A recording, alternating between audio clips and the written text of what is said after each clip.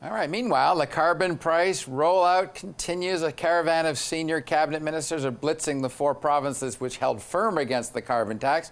Today's ministerial salesman promoting the notion of taxing down emissions while promising even larger refunds to the residents of Ontario, Manitoba, Saskatchewan, and New Brunswick is, drum roll please, Finance Minister Bill Morneau. He joins us from Toronto. Mr. Morneau, just quickly, today's news first, if I may. You're well aware Canadians are stretched to the limit in debt, or some are anyway. Are you worried these interest rate hikes are going to hurt a lot of borrowers? And what's your advice to them? Well, Don, of course, we know that there are many Canadians who are indebted. We do have a high level of indebtedness, which is something we've been trying to work to manage, certainly in the household sector. So, you know, our advice to them is pretty straightforward. It's important to be prudent around your debt, to try and manage it as best you can, to ensure that you're on top of your situation so that you can find your way out of it. You know, the change today was a reflection of inflation, which is what the central bank's mandate is. And it's a reflection of the fact that our economy is doing well. We're growing at a good clip. We've got low unemployment. We've got wage growth in excess of inflation. So, you know, the challenge with debt is real. The economy is doing well. So we just trying to encourage people to manage their situation so they can take advantage of the good job opportunities that, you know, that the economy is creating. All right. Speaking of people managing the situation, you got to help me on this carbon tax, because I must be thick or something. I don't quite understand how a tax of 4 cents a liter of gas is going to motivate a driver or a motorist to drive less or buy a new environmentally friendly car when they get back more as a refund than they pay in increased costs. Can you help me understand how that's going to lower that carbon footprint?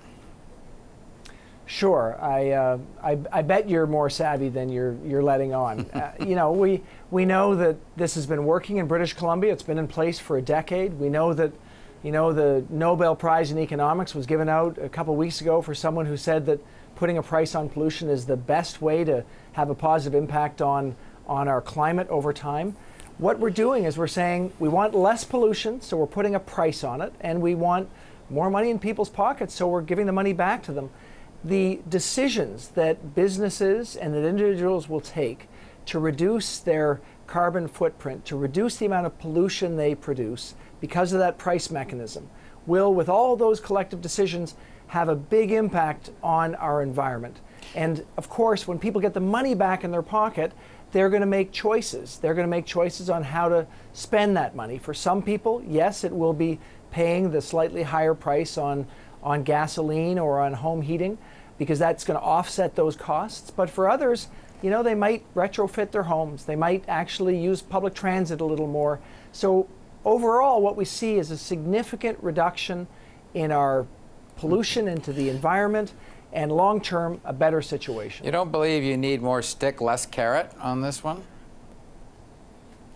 We don't ever say, Don, that this is the only thing that we should be doing. We also, as you know, we put in place a low-carbon economy fund where we're looking at ways we can give people the opportunity to come in with ideas on how they can reduce their amount of pollution going into the atmosphere. We've got challenge opportunities for small businesses to come with ideas.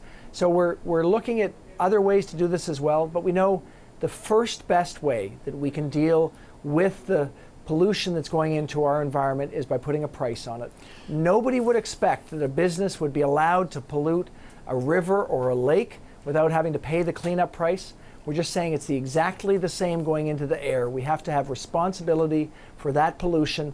And the good news is we can give the money back to citizens so they can choose what to do with it. All right. I know you did some exemptions for farmers and rural residents and big emitters, but small business and truckers seem to think they deserve a rebate too, and there's no way for them to squeeze emissions any further. Is that a legitimate ask? Is that something you're considering? We did consider a number of situations, especially where people don't have any alternatives. So rural, we've given a top up for people in a rural environment where, you know, public transit might not be a possibility. We've said to farmers that they'll get an exemption on their farm fuels. For fisheries, the same sort of situation. Of course, northern communities reliant on diesel. For small businesses, we've got about $1.4 billion over 5 years that will be able, and we're going to come up with ideas on how we can best enable businesses to be part of that so that they can actually transition.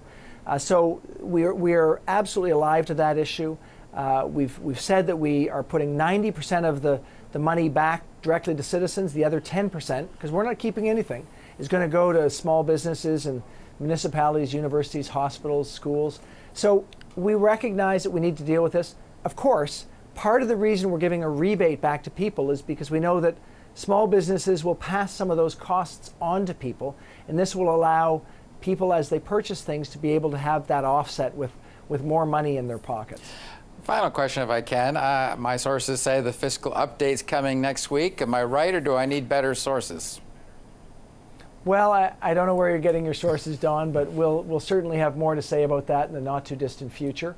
What I can say is the fiscal update's going to be a really great opportunity for me to give the business sector in particular, but also all Canadians, a sense of how we can ensure that businesses still continue to invest in our economy over the long term, and talk about how we can ensure that we respond to a world where we need to keep being effective traders around the world. There's some things we want to talk about that will ensure that people have confidence in our business sector. All right, I'll take that as a definite maybe. All right, Bill Morneau, thank you very much. Appreciate your time.